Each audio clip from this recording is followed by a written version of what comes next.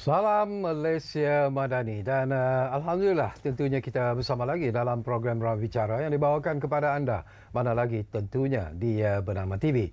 Dan sudah pastilah hari ini juga kita memilih satu lagi topik yang mungkin jarang dibincangkan, tapi saya anggap ini merupakan topik yang cukup penting dan menarik sebenarnya untuk kita sembang-sembang bersama dengan seorang tetamu yang cukup istimewa sebenarnya yang sudah pun berada di studio Ruang Bicara ini bersama dengan saya. Baiklah, topik yang menjadi pilihan kita di program Ruang Bicara hari ini ialah tata cara persempadanan semula kawasan pilihan raya. Ini sesuatu yang cukup penting dan menarik sebenarnya, dan kita ingin mengucapkan jutaan terima kasih dan juga selamat datang semula kepada yang berbahagia Datuk Seri Wan Ahmad Wan Omar, iaitu bekas Timbalan Pengurusi SPR, dan Datuk Seri juga merupakan Timbalan Presiden Pertubuhan Gerakan Kiam. Jadi Datuk Seri, apa khabar? Alhamdulillah, terima kasih. Okey, Tok Sri. Lama dah saya nak tanya soalan ini sebenarnya. Sebelum kita bercakap tentang topik yang menjadi pilihan kita, iaitu tentang persempadanan semula kawasan pilihan raya. Saya nak tahu jugalah tentang sedikit latar belakang pertubuhan gerakan Kiam itu sendiri. Bila ditubuhkan dan apa objektif perjuangan pertubuhan gerakan Kiam ini sebenarnya? Oh ya. Oh, Kiam, pertubuhan gerakan Kiam atau ringkasnya Kiam. Kita tubuh pada 2019. Oh. Ditubuhkan dan dia dianggotai oleh majoriti pesara kanan pejabat awam. Oh, okay. Dan pesara kanan swasta, para pesara kanan akademik, itu saja. Tak ramai, tetapi terdiri daripada orang-orang yang cukup pengalaman dalam pelbagai bidang. Dan perjuangannya apa yang ingin perjuangan Kiam ni adalah secara fokusnya ialah untuk mempertahankan kepentingan apa yang dipanggil abata, agama, bangsa dan tanah air. Itu luaslah, tapi secara kasarnya itulah apa saja yang untuk kepentingan agama bangsa kita dan tanah air, kebaikan tanah air, Kiam akan terlibat dalam perjuangan itu. Menarik. Jadi ialah kita mengucapkan selamat berjuang dalam Kiam sebenarnya. Terima kasih. Okey, seperti yang saya katakan, topik yang menjadi pilihan kita ialah tata cara persempadanan semula kawasan pilihan raya. Tapi sebelum itu saya ingatkan juga kepada anda, kami juga sebenarnya atas keizinan Datuk Seri memberi ruang dan juga peluang kepada anda untuk bertanya apa saja ataupun berkongsi pandangan dan juga pendapat berkaitan dengan topik ini.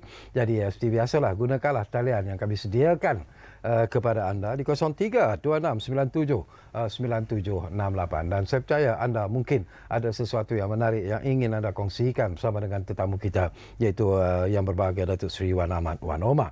Baik, sesuatu yang penting dan menarik sebenarnya lah. Ramai yang suruh saya bertanya soalan ini sebenarnya.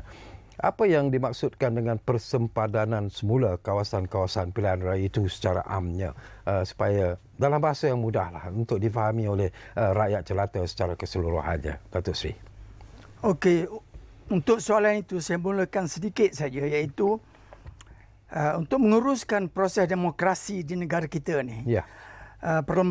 Perlembagaan melalui di bawah perkara 114 menubuhkan Suruhanjaya Pilihan Raya, dan diberi peranan dan tugas dalam 3 bidang perkara. Pertama ialah menyediakan kawasan pilihan raya, sebab kita mengamalkan sistem iaitu territorial representation, perwakilan mengikut kawasan. Jadi apabila sistem pilihan raya berlandaskan perwakilan mengikut kawasan, maka mesti ada kawasan pilihan raya. Jadi sebagaimana sedia maklum, kita ada 222 kawasan parlimen, dan kita ada 587 kawasan DUN di seluruh negara. Dan kedua, SPR juga diberi kuasa menyediakan daftar pemilih menyeluruh untuk seluruh negara dan dibagi kepada kawasan-kawasan yang berkenaan ini. Jadi orang yang di dalam yang berdaftar sebagai pemilih dalam kawasan yang berkenaan, maka berhak mengundi memilih wakil rakyat untuk duduk sama ada di Dewan Parlimen, Dewan Rakyat ataupun di peringkat negeri, menjadi adun di Dewan Undangan Negeri. Okey. Dan bagi kerusi yang terbanyak menang di parlimen, maka parti itu menubuhkan kerajaan. Ya. Maka begitu jugalah di peringkat negeri. Dan ketiga, fungsi yang paling besar SPR ialah menjalankan pilihan raya. Pilihan raya umum, pilihan raya negeri dan pilihan raya kecil. Rata-rata ialah Lee ataupun dewasa ini ramai yang melihat, terutamanya daripada parti-parti politik sendiri, yang melihat bahawa mungkin satu persempadanan semula kawasan pilihan raya ini perlu dilakukan. Tetapi saya juga nak melihat sedikit dan juga mendapatkan sedikit pandangan daripada Datuk Seri lah. Dulu Datuk Seri merupakan bekas timbalan pengerusi SPR. Dan agaknya lah kalau kita lihat sudah berapa kali sebenarnya persempadanan semula kawasan pilihan raya ini dibuat setakat inilah daripada pengalaman Datuk Seri sendiri. Kita sudah buat 5 kali. Bermula 1958, lepas itu 1974, 1984, 94, 203. Dan yang terakhir 2018. Okey. Jadi setiap kali persempadanan semula itu dibuat, SPR membuat kajian akibat daripada pertambahan penduduk, bererti pertambahan pengundi, peningkatan pembangunan kawasan, dan pelbagai peningkatan infrastruktur dan sebagainya, daripada kawasan ladang, kawasan hutan menjadi bandar dan sebagainya, maka kajian semula persempadanan perlu dibuat. Kajian semula kawasan pilihan raya itu. Kalau dulu kawasan itu dipenuhi dengan ladang, dipenuhi dengan kawasan yang tidak dibangunkan. Tapi kawasan proses pembandaran begitu pesat, urbanization ni. Jadi dengan timbulnya kawasan perumahan dan sebagainya, maka timbul pekan-pekan kecil, itu masuknya penduduk-penduduk baru, maka di situ perlu kita ubahkan sempadan untuk memberi peluang kepada kawasan orang yang dalam kawasan baru itu mengundi untuk memilih wakil rakyat mereka. Maka itu yang dipanggil proses persempadanan. Setiap 8 tahun dibenarkan oleh perlembagaan untuk melakukan kepada SPR untuk membuat kajian semula persempadanan ini. Selain daripada apa yang Datuk Seri sebut, apakah ada ketetapan jumlah penduduk yang perlu ada dalam sesuatu kawasan itu yang mungkin memerlukan satu proses persempadanan itu dilaksanakan? Ya, perlembagaan memberi beberapa prinsip supaya SPR patuhi. Tapi at the end of the day, disebabkan kerana keadaan muka bumi yang tidak sama antara satu tempat dengan satu tempat, geografi, topografi, demografi dan sebagainya, maka perlembagaan memberi ruang kepada SPR untuk menggunakan budi bicara. Jadi sudah tentulah apabila SPR membuat persempadanan kaji semula kawasan untuk membuat garis persempadan yang baru, baik parlimen ataupun DUN, SPR memberi juga perhatian kepada perlunya setiap kawasan baru itu seboleh-bolehnya mempunyai jumlah pengundi yang lebih kurang sama banyak.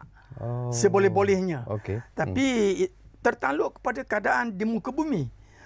Jadi sebab itu kita dapati di negara kita ini ada kawasan yang pengundinya tinggi, jumlahnya tinggi, tapi kawasannya kecil.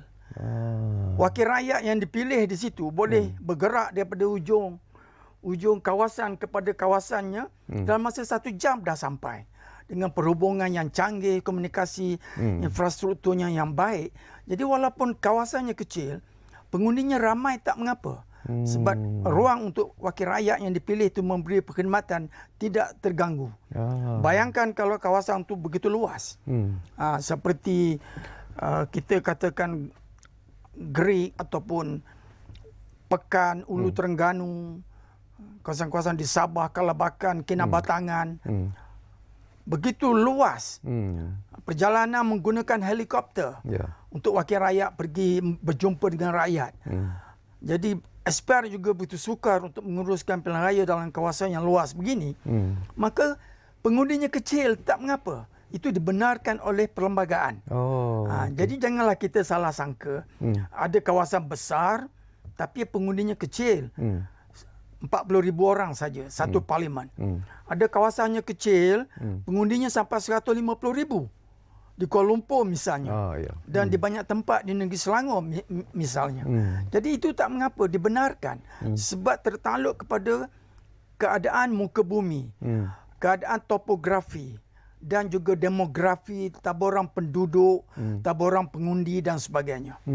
Kalau kita lihat kepada situasi yang terkini lah, Datuk Seri, satu perubahan telah pun dibuat bila kita bercakap tentang sistem pilihan raya. Kerajaan ataupun SPR memperkenalkan ataupun kerajaan membenarkan undi 18 sebagai satu contoh, dan ini bererti bahawa jumlah pengundi-pengundi itu akan bertambah.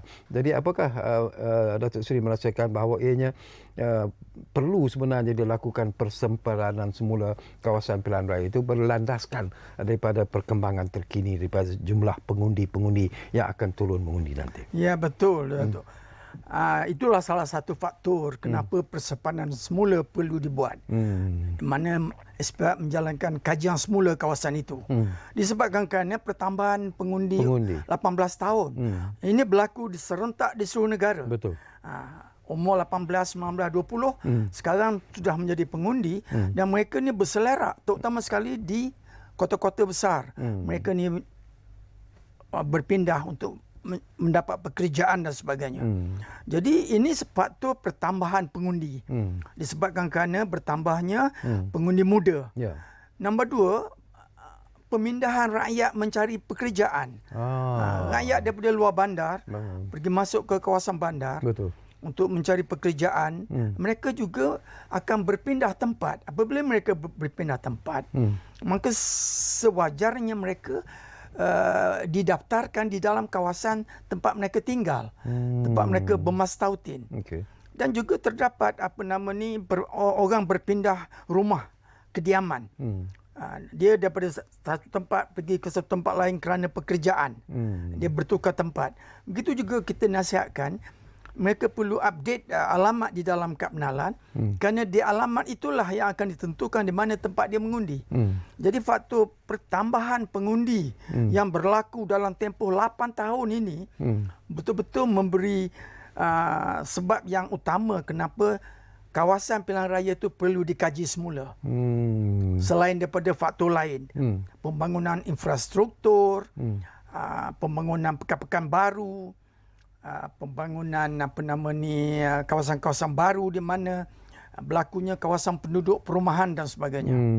Apa kesan ataupun impak yang akan diperolehi sebenarnya daripada pelaksanaan persempadanan semula kawasan pilihan raya ini, Datuk Seri? Kesannya ialah pertama, pengundi akan berubah di dalam kawasan itu. Itu semestinya sebab tempoh 8 tahun tu memang setiap tahun boleh dikatakan lebih daripada 500,000 pengundi bertambah di negara kita ni. Jadi seluruh negara ni pertambahan berlaku. Maka dalam kawasan baru yang disempadankan oleh SPR itu, pengundi pasti bertambah. Apabila pengundi bertambah, pusat mengundi kena bertambah. Saluran mengundi kena bertambah. Dan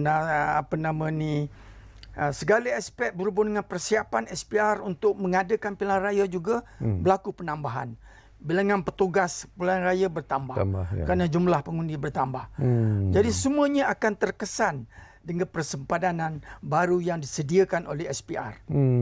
Semasa Datuk Seri sendiri berada di SPR, apakah ada juga pandangan-pandangan dan pendapat-pendapat yang mengatakan bahawa kadang-kadang parti-parti politik sendiri yang memberi tekanan sebenarnya kepada SPR untuk melakukan persempadanan semula kawasan pilihan raya itu kerana mereka memerlukan the so-called kelebihan ataupun advantage dalam sesuatu pilihan raya yang akan datang. Apakah itu benar ataupun hanya merupakan persepsi yang dimainkan ataupun sangkaan-sangkaan buruk yang dimainkan dan diarahkan kepada SPR, seolah-olah SPR terpaksa menghadapi tekanan seperti ini? Itu ada kebenarannya.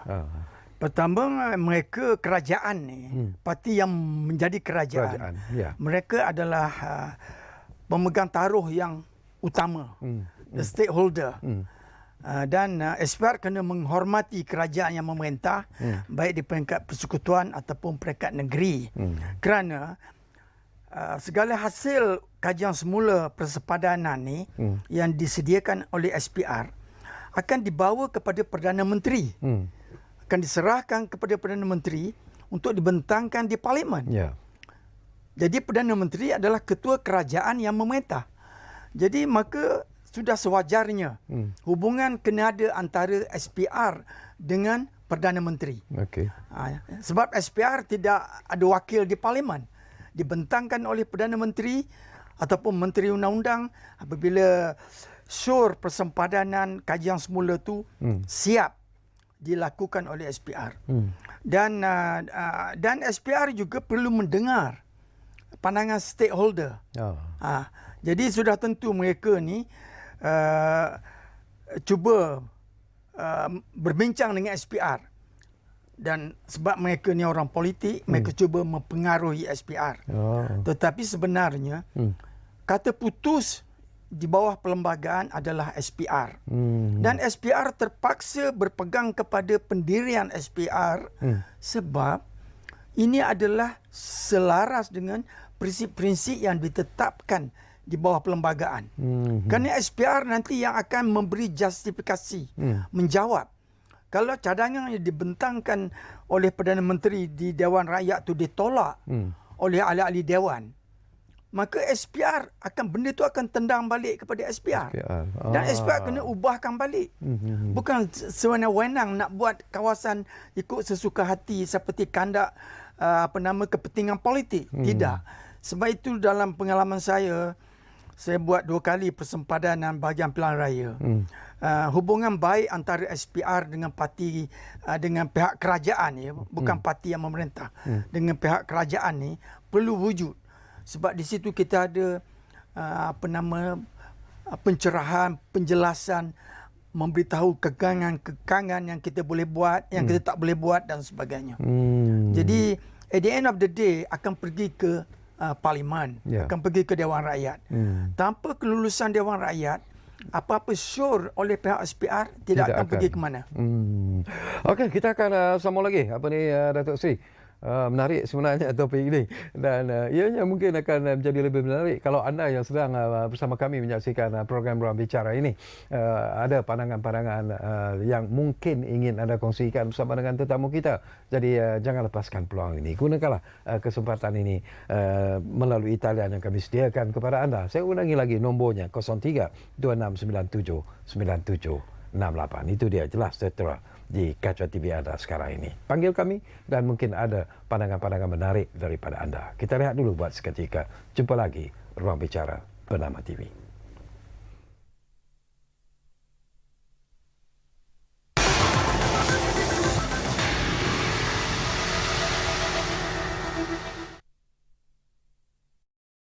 Awalnya saya anggap OKU macam saya tak mampu berbuat apa-apa pekerjaan. Tapi setelah saya mendapatkan perkhidmatan doktor, saya dapat meluaskan pergaulan, yakin pada diri sendiri.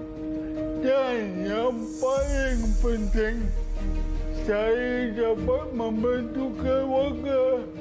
Keluarga saya memberi sokongan untuk saya bekerja. OKU juga mempunyai potensi menyumbang kepada pembangunan negara. Semua majikan perlu bersama-sama memberi peluang dan sokongan kepada OKU berada di dalam pasaran pekerjaan. Sekiranya saya tiada, sekurang-kurangnya dia mampu untuk menguruskan diri sendiri.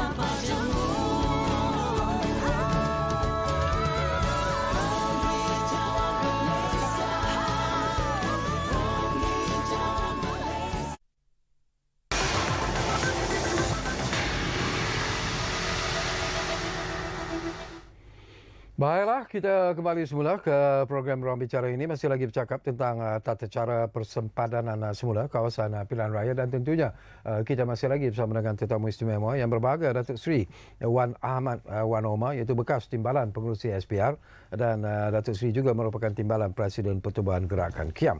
Baik, mungkin penting jugalah di sini, Datuk Seri, ialah untuk pencerahan kepada penonton-penonton kita.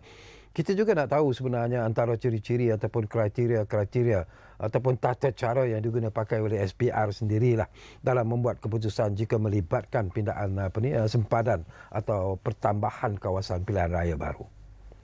Okey, pertama sekali kita perlu tegaskan, iaitu kajian semula persempadan ni hanya boleh dibuat selepas cukup tempoh 8 tahun. Oh, okey. Baik. Undang-undang tidak membenarkan SPR membuat jika kurang tempoh 8 tahun. Okey. Tetapi undang-undang silent apabila cukup tempoh 8 tahun, melepasi tempoh 8 tahun, tentang bila SPR nak mulakan kajian semula persempadanan itu terserah kepada budi bicara SPR. Oh. Bukan bermaksud seminggu selepas tempoh 8 tahun Mesti dibuat. mesti dibuat. Okay. Itu tidak. Perlembagaan memberi ruang kepada SPR untuk menentukan bila terbaik untuk menjalankan kajian semula yang baru. Jadi apabila kita sebut tempoh 8 tahun, ya, bermakna SPR kena pastikan, determine the date bila tempoh itu akan berakhir.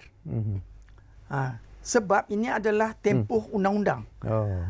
Tarikh itu sangat penting. Jika tidak, akan berlaku cabaran, bantahan melalui mahkamah dan sebagainya. To determine, ya, tarikh tamat tempoh hayat 8 tahun itu sangat perlu. Jadi sebagai contohlah kan, tempoh hayat 8 tahun dalam penggal sekarang ni, dia bergantung kepada tarikh warta persempadan yang sebelum ini diwartakan oleh SPR. Diwartakan dan dikuasakan oleh SPR. Okey. Jadi tarikh itu untuk makluman semua ialah pada 29 Mac 2018. Okey. Saya masih ingat. Dikuasakan pada 29 Mac 2018. Pada 7 April 2018 Parlimen dibubarkan. Dan pada 5 Mei 2018 pilihan raya PRU 14 diadakan. Okey. Jadi daripada tempoh 29 Mac itu, parti-parti politik yang berminat tentang urusan persempadanan ini naklah kira daripada situ. Okey. Jangan membuat andaian saja. Dia ada tarikh tetap. Jadi kalau secara kasarnya, maka 29 Mac atau 28 Mac tahun 2026 lah. Jadi sebab itu sekarang ini saya rasa banyak para penganalisis, mereka dalam politik bercakap tentang persempadanan semula, menyatakan pelbagai kebimbangan dan sebagainya. Sebab mereka melihat tempoh itu sudah hampir Semakin dekat. Jadi itu yang pertama sekali. Kena tetapkan bila tarikhnya. Okey. Jadi sekarang dah jelas dengan tarikhnya. Maka SPR kena tengok masa lah. Dia ada dalam ikut pengalaman saya, pre tempoh tu dalam masa setahun, SPR yang menjalankan kerja ni perlu membuat persiapan lah. Tidak boleh lagi buat show persempadanan sebab tempoh belum sampai. Ya. Tapi kena buat persiapan. Persiapan. Kita ada SPR, ada pejabat SPR di seluruh negara. Pejabat pilihan raya negeri. Ya. Jadi pejabat pilihan raya negeri akan memang tanggungjawabnya untuk mengemaskini segala data. Segala data dikemaskini. Data-data berhubung dengan perubahan muka bumi.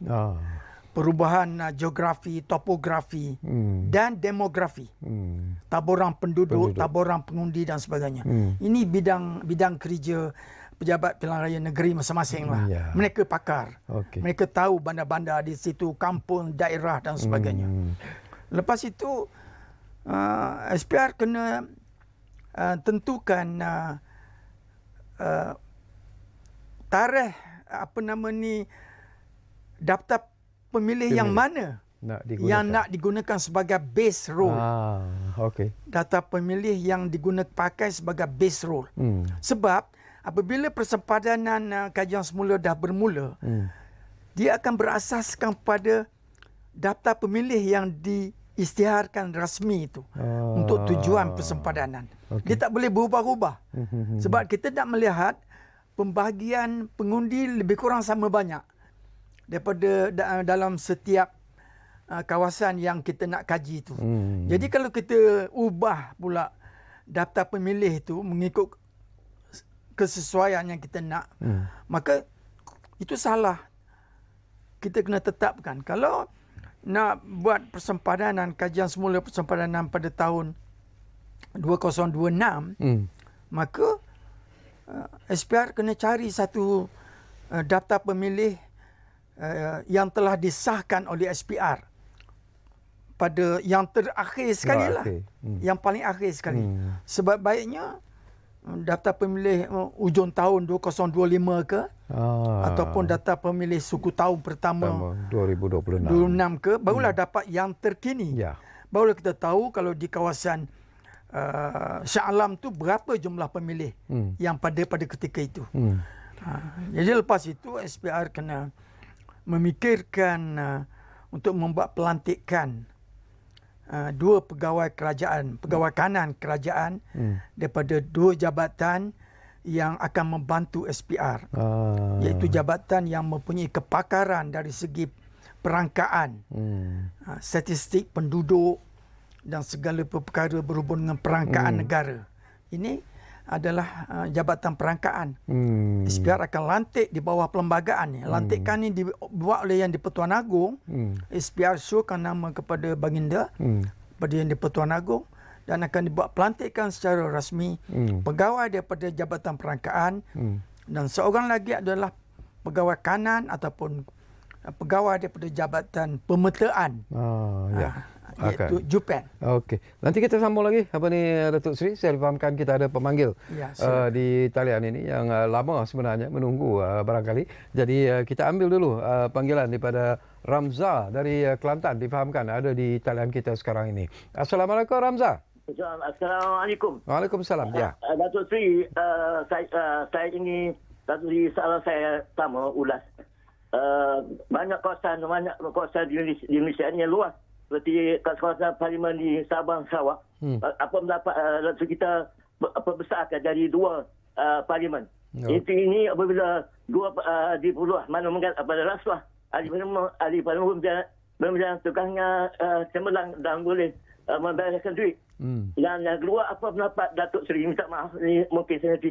Apa pendapat Datuk Seri kalau kawasan Parlimen di Gua Musa, Kelantan dipeluaskan sekiranya satu kawasan lagi? Boleh faham? Okey. Bukan sensitif. Okey. Baik, faham Ramza. Terima kasih banyak-banyak. Mungkin Datuk Seri dapat menangkap apa yang dimaksudkan oleh pemanggil. Dalam buat urusan kajian semula persempadanan bahagian pilihan raya, perlembagaan menetapkan kita kena bahagi negara kita ni kepada 3 unit. Bukan kita buat sekaligus seluruh negara. Iaitu satu unit Semenanjung, negeri Tanah Melayu saja terlibat. Unit kedua adalah unit negeri Sabah. Dan unit ketiga unit negeri Sarawak. Kita boleh buat serentak, tetapi apabila kita laksanakan kajian semula, dia kena asas dan perkiraan yang berasingan. Sebab keadaan situasi negeri muka bumi yang berbeza antara Semenanjung dengan Sabah dan Sarawak. Jadi berbalik kepada cadangan, ada terdapat kawasan parlimen yang begitu besar ya. Di Sarawak dan di Sabah dan juga di Semenanjung. memang kalau besar tu pertambahan pengundi yang ramai. Tapi selalunya dalam kawasan pedalaman ni, pengundinya tak bertambah ramai. Ya, tidak seperti pertambahan di kawasan bandar. Sebab SPR bagikan, SPR ada kuasa kriteria-kriteria yang akan ditetapkan. Bukan sewenang-wenang lihat kawasan itu, maka nak pecah, tidak. Dia melihat kepada kriteria. Kalau kriteria yang SPR bagi ialah kriteria bandaraya dan bandar. Dan kriteria seprabanda. Kita bagikan kepada seprabanda, persekitaran bandar, dan kawasan luar bandar, dan kawasan pedalaman. Jadi kalau kawasan bandar itu, kepadatan penduduk begitu ketara sekali. Kawasan kecil tapi penduduknya sampai 100 ribu pengundi. Secara purata di negara kita ni. Melihat Kuala Lumpur, Negeri Selangor, di bandar-bandar besar dan sebagainya. Kalaulah di seprabanda, penduduknya dah mula berkurang. Dia pergi kepada antara 60,000, 70,000. Pergi kepada luar bandar, ada antara 50,000 dan 40,000. Kalau pedalaman tu 30 hingga 40,000 saja. Jadi sebab itu, kita lihat ada kawasan parlimen di negara kita ni, kalau tak salah saya macam Lenggong di Perak, ya, kawasan pedalaman, ada 38,000 saja pengundi. Bawah pada 40,000. Begitu juga di Sarawak lah, macam banyak kawasan parlimen yang begitu kecil pengundi. Kanwit, Igan ke, Lawas ke, Limbang ke. Pengundinya begitu kecil jumlahnya. Dalam 30,000 saja. Tapi jadi satu parlimen. Tapi tengoklah perjalanan tu untuk SPR pergi buat pilihan raya, untuk wakil rakyat, untuk berjumpa dengan rakyat. Kawasannya luas. Tapi okeylah ada pengundi kecil. Kita banding Kuala Lumpur, banding dengan... Tadi pemanggil pun mention about Gua Musang. Gua Musang, pengundi aku tak salah saya lebih pada 70,000. Kalau kita pecah dua, andaian saya lah kalau pecah dua, ini bidang tugas SPR. Tapi andaian saya kalau pecah dua, jadi 35,000. Ataupun ni. Mungkin boleh buat 40,000, mungkin boleh buat. Kalaulah infrastrukturnya cukup. Ada kawasan, ada pusat-pusat bandar yang menyediakan tempat-tempat pentadbiran, pusat-pusat pentadbiran, pusat untuk SPR buka tempat mengundi dan sebagainya. Ada kawasan dalam pedalaman ni di negara kita, pekannya ada 1-2 saja. Jadi susah untuk kita nak buat kawasan baru sebab tidak ada pekan. Tidak cukup sekolah untuk jadi pusat mengundi, tidak cukup tempat untuk menyediakan jentera pengundian dan sebagainya. Banyak kekangan tu yang akan diteliti oleh SPR. Sebab itu, pegawai di peringkat negeri, pegawai negeri Kelantan, pegawai negeri mana-mana ni, mereka ni pakar melihat kawasan itu. Mereka turun padang, meninjau untuk mendapat kedudukan yang terkini setiap kawasan parlimen di negara kita ni. Okey, soalan asas juga yang ingin saya lontarkan kepada Datuk Seri sebenarnya, siapa yang boleh mengusulkan persempadanan semula ini dibuat sebenarnya? Sebenarnya keputusan SPR. Tempoh hayat tadi saya dah ceritakan, mesti jangan kurang pada 8 tahun. Jadi SPR akan menentukan dia bila nak mulakan persempadanan baru. Apabila dah SPR putuskan itu, maka SPR akan keluar notis persempadanan baru. Daripada keluarnya tarikh notis persempadanan baru, itulah bermulanya ulang kajian yang baru yang perlu disiapkan dalam tempoh 2 tahun. Jangan lebih pada 2 tahun.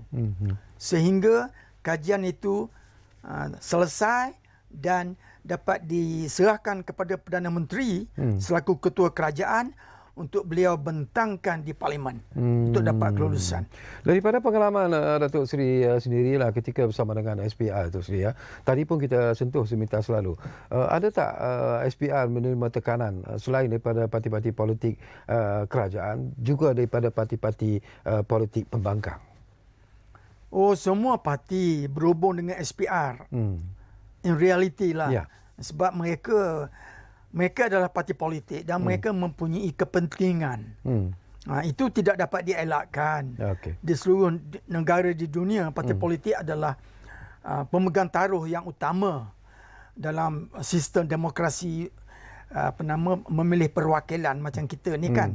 Jadi mereka akan menghubungi SPR, mereka akan cuba untuk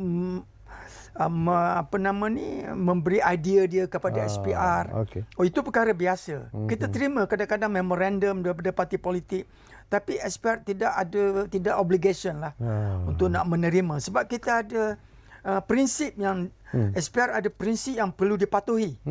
Parti-parti politik mungkin prinsip dia melihat dari sudut kepentingan politik saja. Okay. Tapi SPR melihat dari segi ada banyak kepentingan.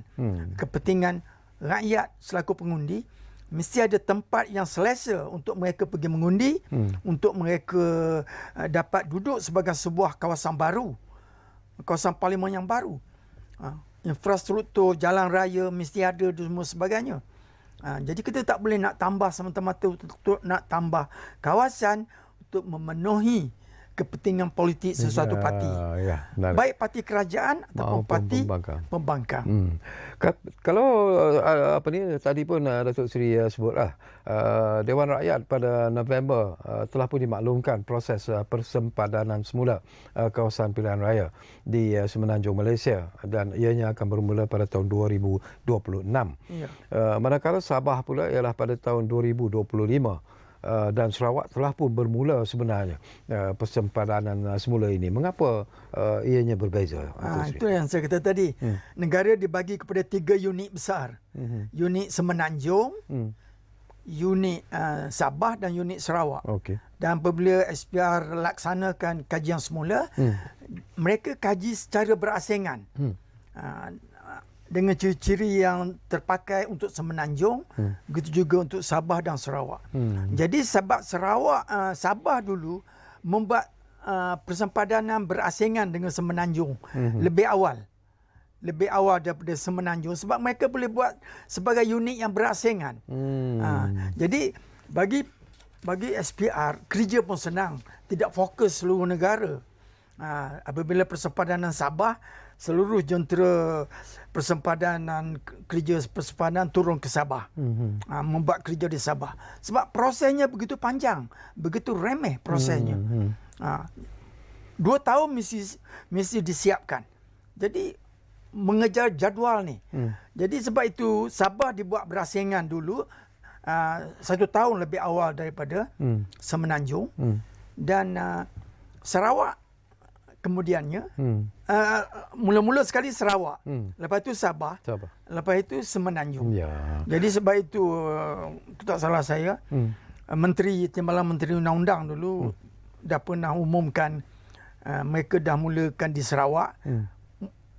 Mereka tu maksudnya pegawai SPR di Sarawak. SPR di Sarawak, bukan kerajaan sebenarnya. Kerajaan tidak terlibat, tak boleh terlibat. Ini adalah soal keadilan, untuk mewujudkan kawasan pilihan raya yang memberi keadilan kepada semua pihak. Jadi SPR Sarawak telah mulakan pengutipan data dan sebagainya yang saya sebut tadi. Apabila tiba masanya 8 tahun cukup bagi negeri Sarawak tu, maka mereka akan mulakan, mereka akan keluarkan notis, isytiharkan dan sebagainya. Begitu juga diikuti dengan Sabah nanti. Ataupun diikuti dengan kemudian pada tahun 2026 bagi unit Semenanjung. Tapi kalau SPR membuat keputusan nak kumpulkan buat serentak antara Semenanjung dengan Sabah misalnya, bagi Sarawak buat dulu. Dengan Semenanjung dengan Sabah boleh, sebab seperti yang saya katakan tadi, apabila tamat tempoh 8 tahun, perlembagaan tidak menyebut berapa lama bila SPR boleh bermula. SPR boleh tangguh sampai 1 tahun pun boleh. Untuk nak menunggu tempoh cukup masa tempoh hayat di di Sabah. Boleh. Sebab kalau kita tak salah ingat dah, masa SPR buat persempadanan tahun 2003, 8 tahun habis 2011. Tapi SPR tak buat pada tahun 2011. SPR buat 2016 kalau tak salah saya. Siap pada 2018. Yang lalulah Parlimen bubar yang saya katakan tadi. Jadi sebenarnya ada perlembagaan silent dalam perkara bila tempoh memberi izin kepada SPR untuk menjalankan kajian sempadan yang baru tu. Okey, saya juga nak dapat satu lagi pandangan berlandaskan daripada pengalaman Datuk Seri sendirilah ketika berada di SPR tu Seri. Ada tak parti-parti politik memberi yang tidak bersetuju dengan proses persempadanan tertentu di kawasan-kawasan tertentu? Mereka membangkang sebenarnya. Mereka mungkin ada pandangan-pandangan yang lain yang berbeza dengan pandangan SPR. Berlaku tak benda-benda macam ni? Oh, banyak berlaku. Sebab itu perlembagaan menetapkan urusan kajian semula persempadanan ni perlu disiapkan dalam tempoh 2 tahun. Undang-undang bagi 2 tahun tempoh itu. Kenapa? Sebab tata cara dia, apabila dah syur persempadanan dipamerkan selama 1 bulan dalam kawasan parlimen yang berkenaan tu. Kalau terlalu banyak pindaan berlaku dalam misal kata 100 kawasan parlimen, maka dalam 100 kawasan parlimen ni akan dipamer syur cadangan baru oleh SPR itu, maka rakyat boleh membuat bantahan dan mengemukakan representasi cadangan balas kepada SPR dalam tempoh 1 bulan. Kita pamer dalam tempoh 1 bulan dalam kawasan parlimen yang mana terbabit dengan pertukaran sempadan, pindaan itu dan ini. Jadi rakyat boleh buat bantahan. Bantahannya adalah dibenarkan perlembagaan ialah kerajaan negeri boleh membuat bantahan. Kalau kerajaan negeri tak setuju dengan syur cadangan SPR, mereka boleh buat bantahan. Kerajaan tempatan PBT boleh membuat bantahan. Kalau syur dalam bandar yang SPR buat tu tidak sesuai dengan perancangan PBT ataupun peta PBT yang di dalam tu, maka mereka boleh buat bantahan. Dan kumpulan ketiga ialah kumpulan pengundi 100 orang lebih. At least 100 voters. Registered voters. Kena submit bantahan kepada SPR melalui Pejabat Pilihan Raya Negeri. Dan apabila bantahan itu diproses selepas tempoh 1 bulan tu, SPR mengambil masa 1 bulan untuk diproses. Maka dibuat jadual turun padang melakukan siasatan tempatan, local inquiry.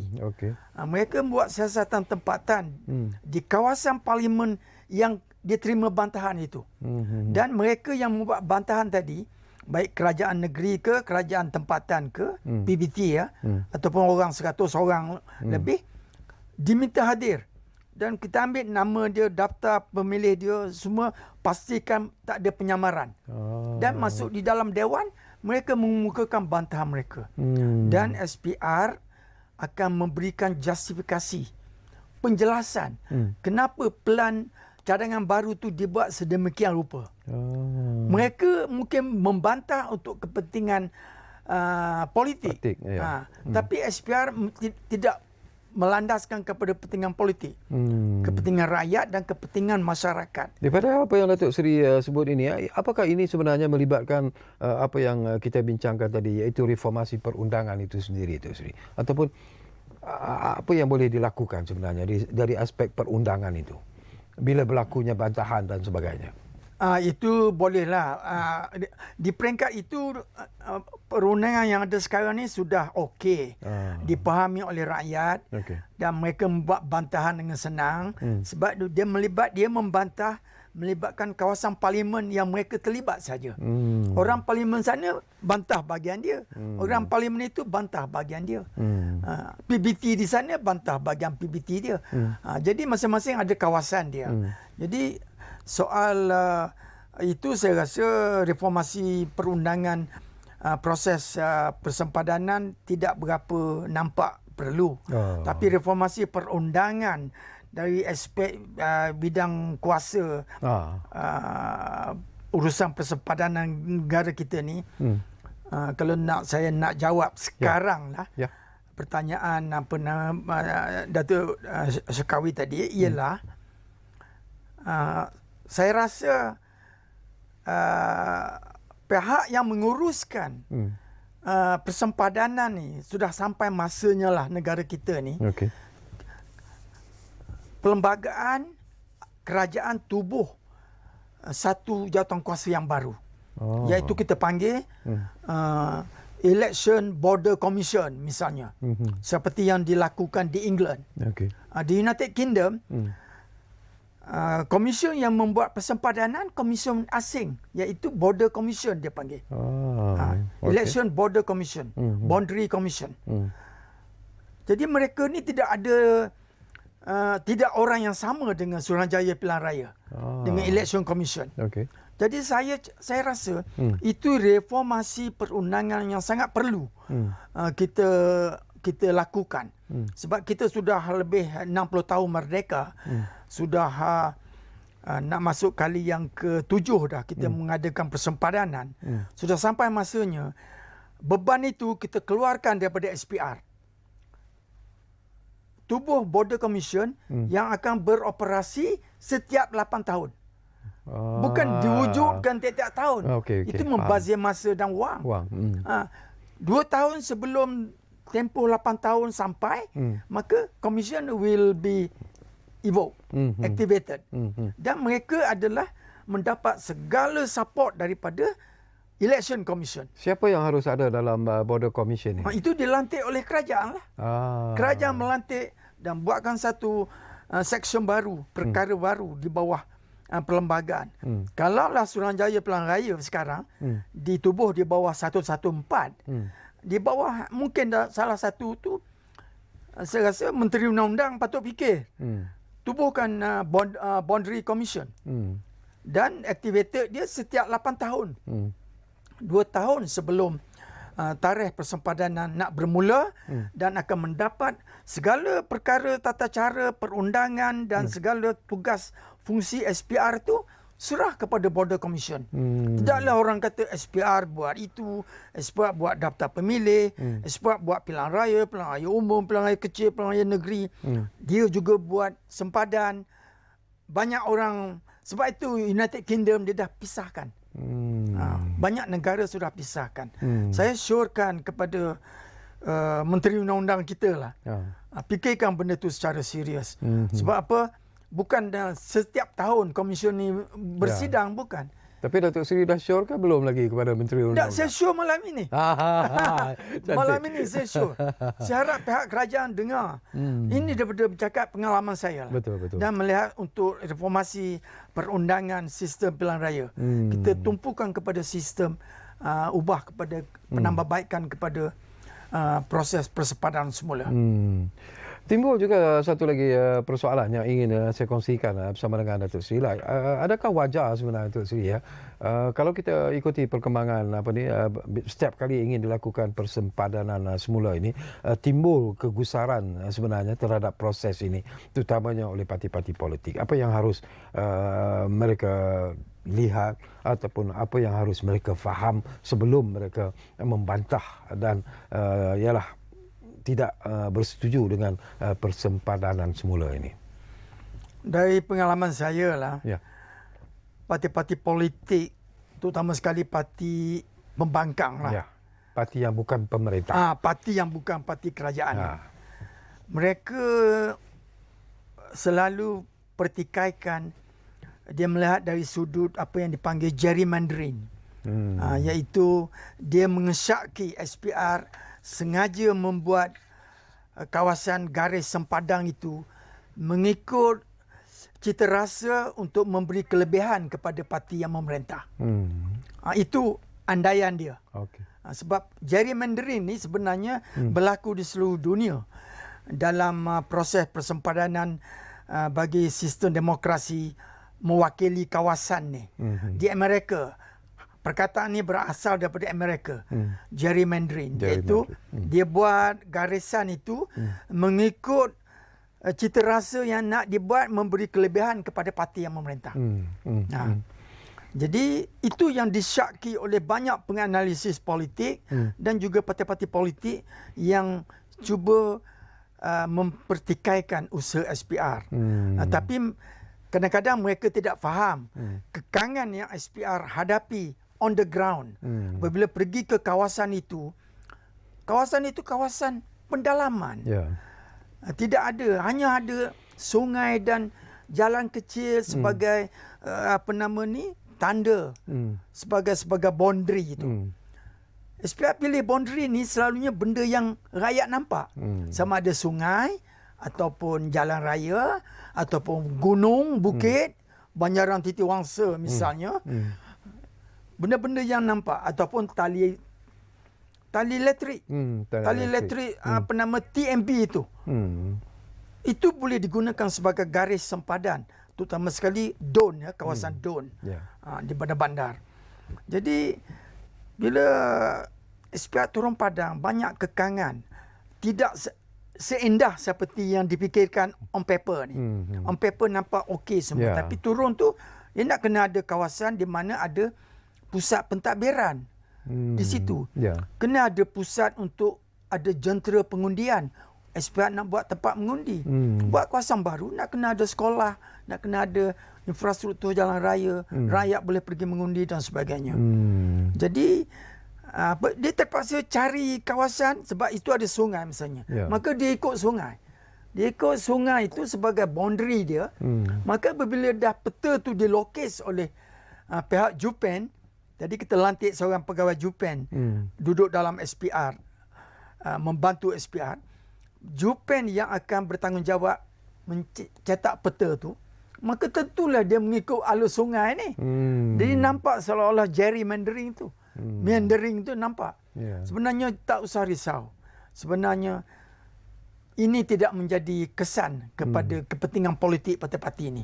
Sebab sesiapa yang ada dalam kawasan yang dibuat persempadan baru itu adalah pengundi. Dan parti-parti politik kena menghubungi, merapatkan dengan pengundi untuk apabila tiba musim pilihan raya. Bukan parti A saja untung, parti B untung, tidak. Jadi sekarang negara kita ni sudah begitu mix. Dan politik juga sudah tidak boleh dibaca sekarang ni. Kalau orang tu, kita tidak tahu kalau kita tengok orang berjalan tu, sama ada dia bendera mana, bendera politik mana. Kita tak tahu. Muka dia, kulit dia sama saja. Tapi rupa-rupanya dia bukan bendera yang kita dulu boleh baca. Satu kampung tu kita boleh baca. Itu kampung parti ni. Kampung parti A. Itu kampung parti B. Sekarang Malaysia tidak begitu lagi. Dalam masa tempoh 8 tahun, 16 tahun, perubahan pengaliran penduduk, pertukaran minda rakyat, kesedaran politik dan sudah begitu banyak berubah. Tengah undi 18 lagi. Undi 18. Mereka tak kisah apa-apa. Yang mereka tahu, mereka dapat mengundi. Okey. Baik, terima kasih banyak-banyak kepada yang berbahagia Datuk Seri Wan Ahmad Wan Omar. Banyak yang saya perolehi ilmu sebenarnya daripada apa yang disebut oleh Datuk Seri, dan saya percaya ianya merupakan satu penjelasan yang agak menarik sebenarnya kepada penonton-penonton kita, dan kita harap tata cara persempadanan semula kawasan pilihan ini tidak lagi dijadikan sebagai isu, kerana kalaupun ianya dijadikan isu seperti apa yang Datuk Seri sebut, ianya lebih mirip sebagai isu politik semata-mata. Jadi terima kasih kepada anda yang menumpukan perhatian sama-sama di program Ruang Bicara ini, dan insyaAllah seperti yang selalu kami janjikan kepada anda, Ruang Bicara akan terus berbicara sama anda dari masa ke semasa. Kita jumpa lagi. Assalamualaikum.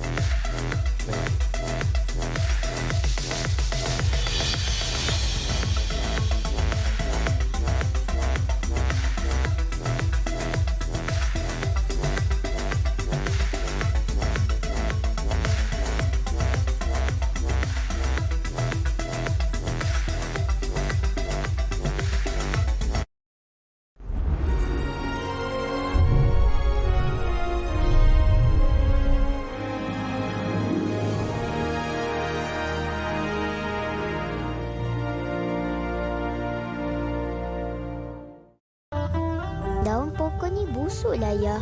Aku tak tahan bau dia. Afham, Arif. Meh tolong atuk kejap kat luar ni. Tapi bila kamu tanam berbeza dengan kamu beli tahu. Tengok bukit kat sana tu. Kan Jan?